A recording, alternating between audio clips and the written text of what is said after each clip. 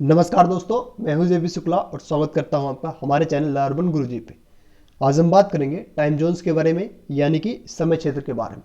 तो अगर आप यूपीएससी के एस्पिरेंट हैं या फिर आप किसी स्टेट फिजिक्स के एस्पिरेंट हैं, तो आपको यूपीएससी के प्रीलिम्स सेक्शन से आपको इसमें टाइम जोन्स टॉपिक से क्वेश्चन देखने को मिलते हैं। तो अगर आपको वो सेक्शन कवर करना हो तो इस वीडियो को पूरा देखिए और हमारे लेक्चर को अपने दोस्तों के साथ शेयर करिए। सबसे पहले हम लेक्चर को स्टार्ट करेंगे कि टाइम जोन्स होते क्या हैं, उनका क्या रेलेवेंस है, जीएमटी क्या होता है, आईएसटी क्या होता है और साथ ही साथ यूटीसी जो इस टाइम पे है उसका क्या रेलेवेंस है। तो लेक्चर को आप पूरी देखें, जिससे आपको पूरी नॉलेज, पूरी अंडरस्टैंडिंग होगी टाइम जोन्स के बारे में।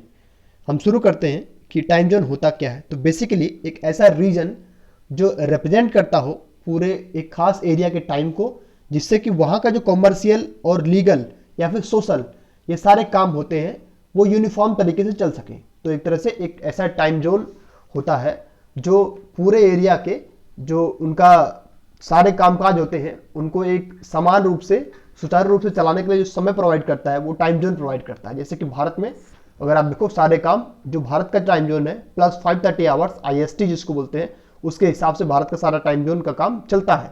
अगर आप चाइना की बात करो तो चाइना के पूरे जितनी भी टेरिटरी उनकी है, सब जगह का टाइम जोन सिमिलर है। उनका टाइम जोन प्लस 8 आवर्स है। तो उनके यहाँ पर जितने भी लेजिस्लेटिव काम होते हैं वो प्लस 8 आवर्स के हिसाब से ही चलते हैं। तो ये है टाइम जोन्स का रेलेवेंस।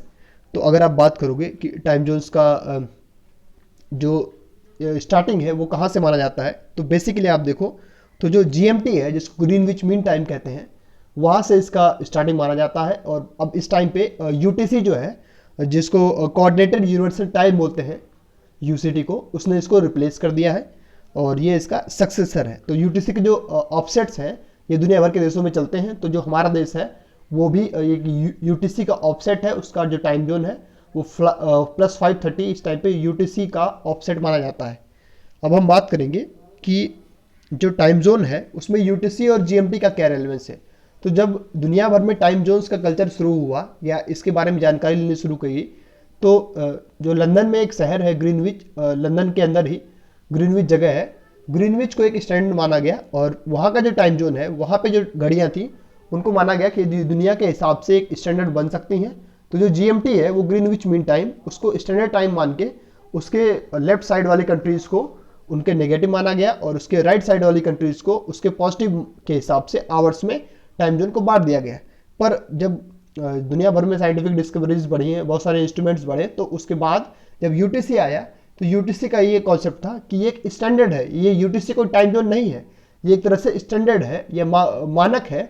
उस मानक के हिसाब से दुनिया के हर देश को अपने अपने सुविधा के हिसाब से टाइम जोन्स को मिला के, जिससे उन सारों का काम, मतलब सारे देशों का काम चल सके, वो यूटीसी में बनाया गया।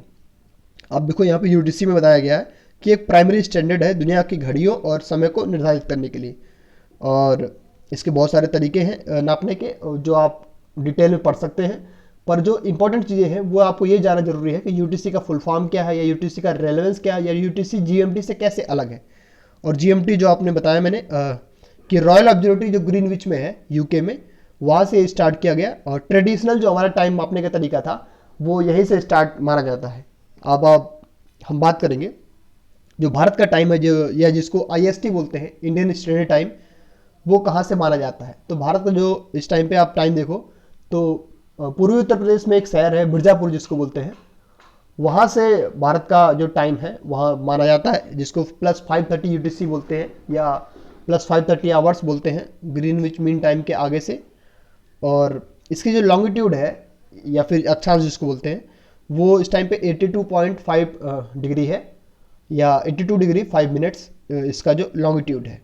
अब इसके बारे में एक इम्पॉर्टेंट चीज़ ये है कि पूरा इंडिया में आप देखो तो गुजरात में जो वेस्टर्न मोस्ट पॉइंट है, कच्छ का रण जिसको बोलते हैं, वहाँ से लेके इधर आप देखो अरुणाचल में जो ईस्टर्न मोस्ट पॉइंट है, वहाँ तक का जो टाइम जोन है सबका सिमिलर है भारत में। तो ये भारत में बड़ा एक तरह से आश्चर्यजनक है, क्योंकि आप देखो तो भारत में जो इन दोनों बिंदुओं के बीच में टाइम गैप वो 2 आवर्स से भी ज़्यादा है।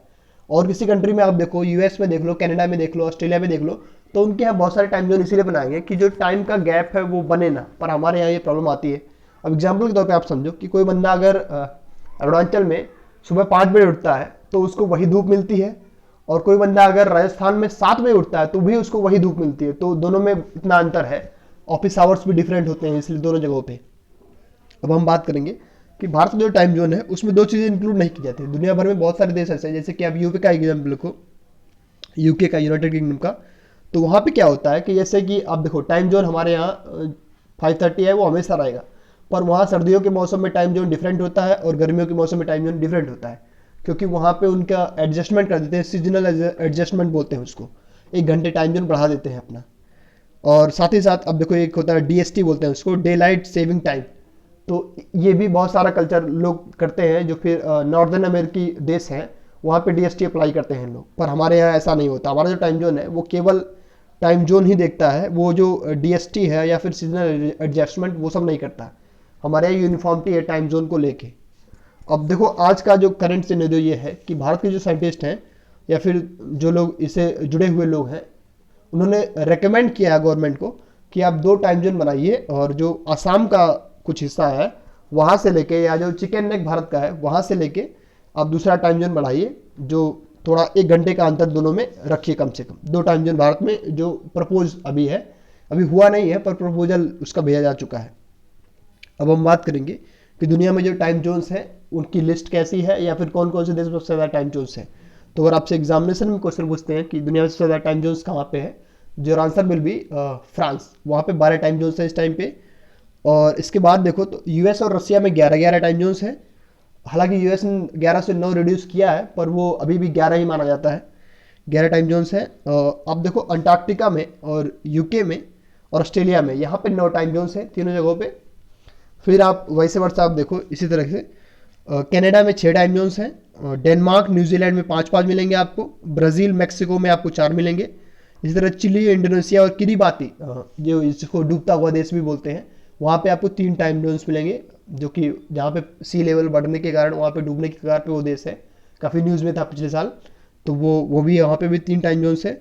अब देखो डीआरसी जो जिसको कॉन्गो बोलते हैं, कॉन्गो, इक्वाडोर, कजाकिस्तान और नीदरलैंड्स, यूक्रेन, और ये जो सारी कंट्रीज़ हैं यहाँ पे 2 टाइम जोन्स मिलेंगे, और जितनी भी कंट्रीज बाकी बचती है वहाँ पे 1 टाइम जोन्स है। तो आप देखो तो एग्जामिनेशन पर्सपेक्टिव से जो एक से ज़्यादा टाइम जोन्स वाले हैं वो ज़्यादा इंपॉर्टेंट है, क्योंकि इनकी लिस्ट जो है वो 15-20 ही कंट्रीज़ हैं। तो अगर आप 20 आराम से याद करते हैं तो टाइम जोन्स कम से कम आपका इतना कंप्लीट कर सकते हैं कि कौन से देश पे कितने टाइम जोन्स हैं। एग्जामिनेशन में पूछे जाने के चांसेस बहुत ज़्यादा है। भारत और चाइना में बड़े इंटरेस्टिंगली एक ही टाइम जोन है। चाइना इतना बड़ा कंट्री है, आप देखो दुनिया के तीसरे चौथे नंबर पर सबसे बड़ा कंट्री है इन टर्म्स ऑफ एरिया, उसके बाद भी वहाँ पे एक ही टाइम जोन है, जो उनके लिए बहुत दिक्कत करता है। तो इस हिसाब से आपने देखा कि टाइम जोन्स के बारे में ये जानकारी मुझे कंप्लीट लगी, और अगर आपको ये जानकारी प्रोडक्टिव लगी हो तो अपने दोस्तों के साथ शेयर करिए, और इस वीडियो को अधिक से अधिक मात्रा में लाइक करिए और सब्सक्राइब करिए। Thank you very much.